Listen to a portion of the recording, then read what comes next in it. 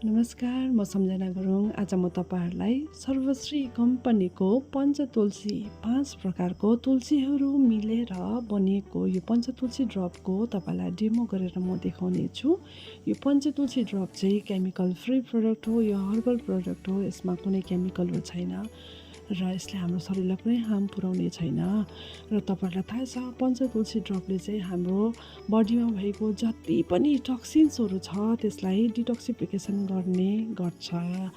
र सर्वश्री कम्पनीको यो पञ्चतुलसी ड्रपले पनि हाम्रो शरीरमा भएको जति पनि केमिकलहरू छ त्यसलाई चाहिँ रिमुभ गर्छ कि गर्दैन, आज म तपाईँलाई यो डेमोद्वारा म देखाउने छु।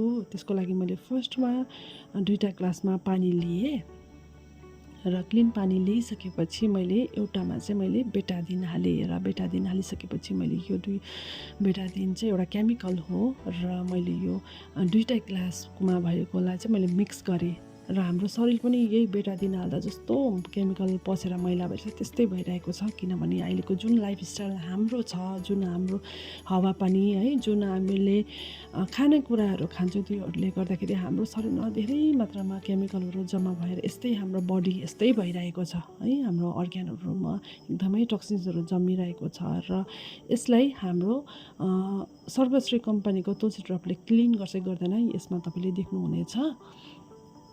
र मैले तुलसी ड्रप यसमा चाहिँ निकालेर चाहिँ 3-4 ड्रप चाहिँ मैले फर्स्टमा हालेँ र यसलाई मैले हालेँ है। हालिसकेपछि चाहिँ यसलाई मैले हालिसकेर यहाँ तपाईँले देख्नुहुँदैछ 3-4 ड्रप चाहिँ मैले तुलसी ड्रप हालेँ। हालिसकेपछि चाहिँ मैले चमचको सहायताले चाहिँ यसलाई चाहिँ मैले मिक्स गरेँ।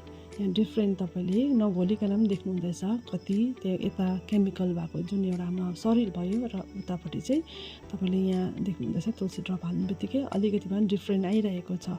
र यो तुलसी ड्रप हाल्नु बित्तिकै यहाँ देख्नुहुँदैछ हाम्रो शरीरलाई चाहिँ डिटोक्सिफिकेसन यसले गर्दैछ है, कतिको क्लिन भइरहेको छ। र त्यसमा तपाईँको एक बट्टा डल्लै हाल्यो भने त पहिलाको जुन पानी थियो क्लिन त्यस्तै नै हुनेछ। र यसमा मैले फेरि अलिकति 3-4 ड्रप फेरि थप्दाखेरि चाहिँ एकदमै तपाईँले त्यहाँ डिफ्रेन्ट देखिहाल्नुहुनेछ।